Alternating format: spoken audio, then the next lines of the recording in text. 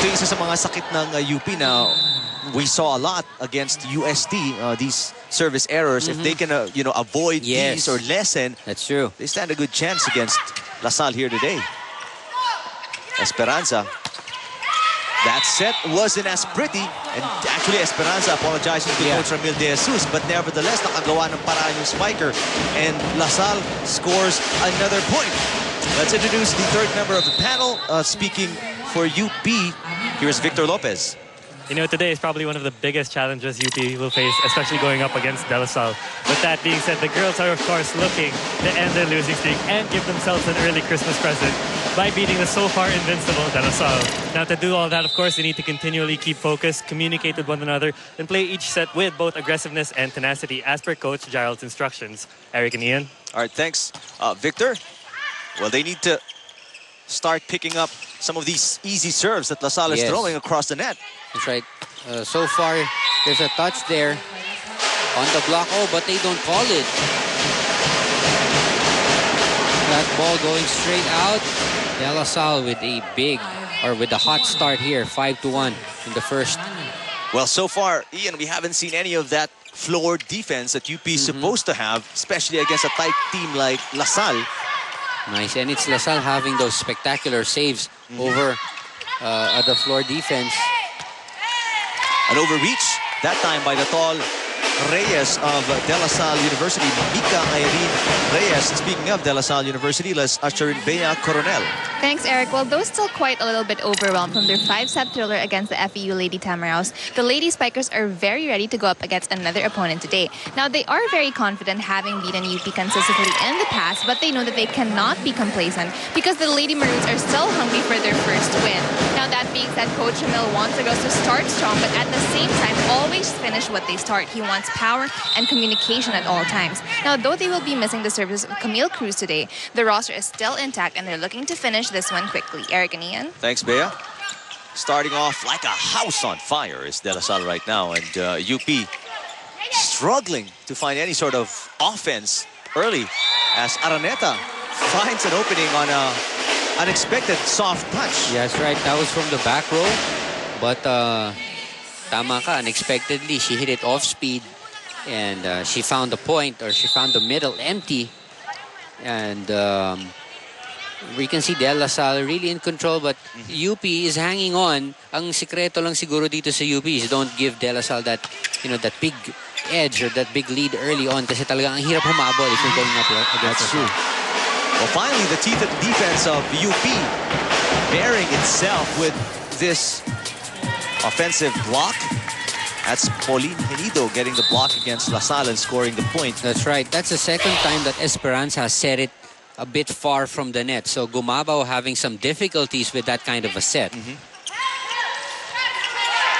Good serve coming from Southlyn Ramos. Abigail Maraño unable to handle it. Free ball para sa UP. Las Marias gets it through the blockers. And this is what we've loved about this girl. We've talked about it several times when we covered UP UST. Las Marias malakas pumalo, no? That's true. And very deceiving. Very deceiving. And she gets it. She gets the job done. Either it's through the block, into the block, or off of the block. And that's what she did against UST. In fact, we mentioned that Caballero had such a difficult time defending her. Oh, a poor setup job by Esperanza, and Reyes unable to time it correctly. And just like that, Ian, 4-0 run for UP here in set number 1. We're tied at 6-all. What did I say?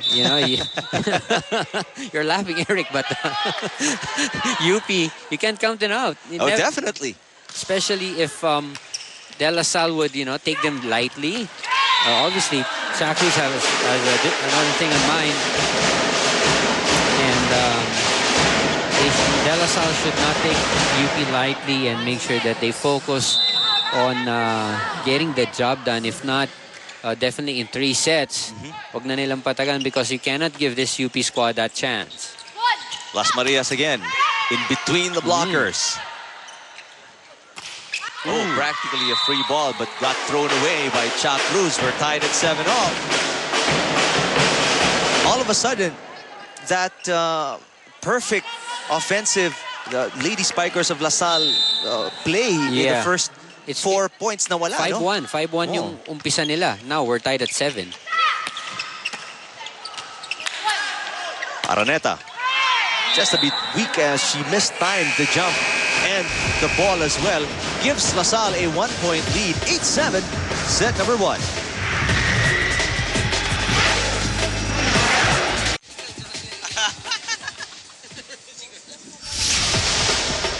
Lady Maroons of University of the Philippines, after a weak start, got it going and we're tied twice with De La Salle, 6-all, 7-all, but now with an error from Araneta, La Salle with a 1-point lead here in set number 1. 8-7, yes. And I like the way Southland Ramos started this match for UP. Also Las Marias. And we mentioned this in the pregame, Eric. Kailangan yung other names will also contribute, such as Henido. Now she gets her chance. But the block was there. Araneta should also contribute if they want to, give LaSalle a good fight in this one. It can't be yung pa-isa-isa, no? Yung isang beses si Las Marias, isang beses si Araneta. It has to be a collective effort. And off to a rocky start is Araneta here with a poor service reception there, giving LaSalle a 3-point lead, 10-7, set number 1.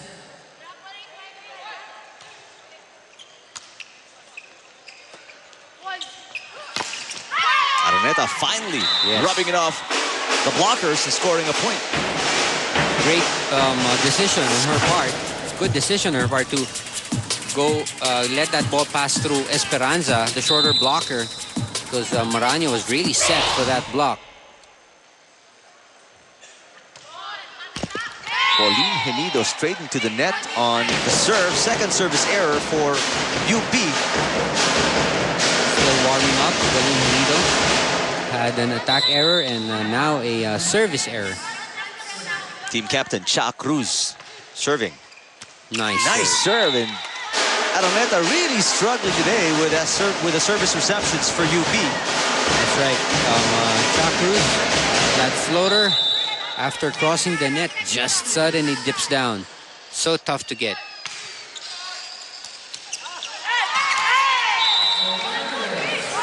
Even Las Marias, hirap pa kumuha ng service ni Cha Cruz.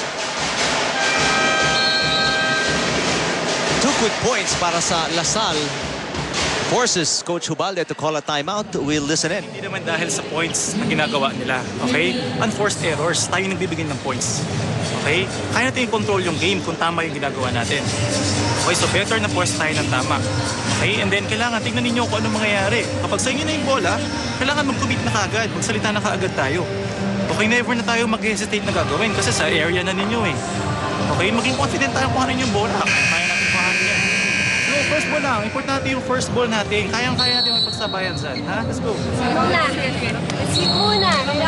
Utter confidence on the part of Coach Hubalde na kayang-kaya natin sumabay. Yeah. Because he sees na yun nga, kaya lang naman lumalamang right now, at least here in set number 1, kaya lumalamang ang LaSalle is because of these service to reception errors ng UP. Yeah, it's very obvious they're throwing away points or giving away points to De La Salle with those unforced errors, especially in the service reception department. Smart play from Araneta that time, tipping it over. Araneta attacking on the cross court. Yes. See, if UP will get a good reception to start out their offensive set, then they have a better chance of scoring points. And they should, tama yung sinabi ni Coach Jarod, once they see that ball coming, they should commit. Hindi pwede yung aalangan ka pa. mag-aalangan ka or you'll have some doubts. You gotta commit to receiving that ball and making sure it goes to the setter properly. Free ball for UP. Esperanza to Marano.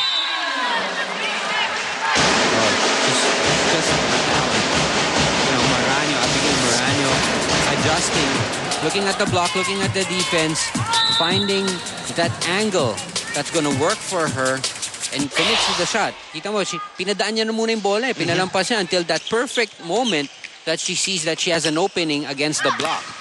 Oh, Southland Ramos. aggressive. Well, sometimes you'll see her sometimes, just go through the motions and spiking. But for this game, there's a different feeling that she has, especially in offense. Talagang she's choosing to attack. She's in attack mode for this one. Mas mukhang ganado ang Yes. UP ngayon, ano? Compared to the other times we've covered them. And what a great block right there on the Gumabaw hit.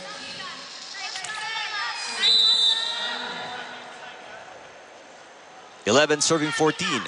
Set number 1. Great block by Las Marias. Free ball, Lasal. Gumabaw. Down the line, yes. That's a better set for Gumabaw compared to the previous one she got. This one a bit closer to the net. Yan, tamang-tama sa kanya yan. Able to spot that opening down the line.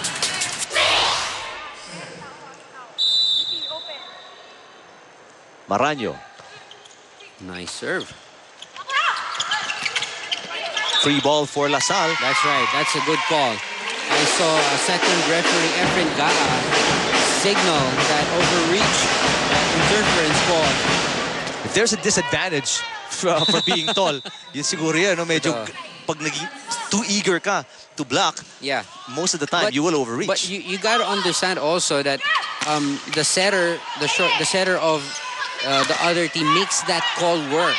Kung hindi naman isi-set ng set, kaya ang style doon, pag ikaw yung setter, pag nakita mo ng dikit, patamain mo talaga sa kamay. Kasi if you don't do that, the overreaching won't be called. So despite the fact na nag-overreach siya, kung hindi tumama ang bola, hindi hindi tatawagan. So yung diskarte ng setter nung kabila ang importante. 16-12, Lasal is on top by 4, set number 1.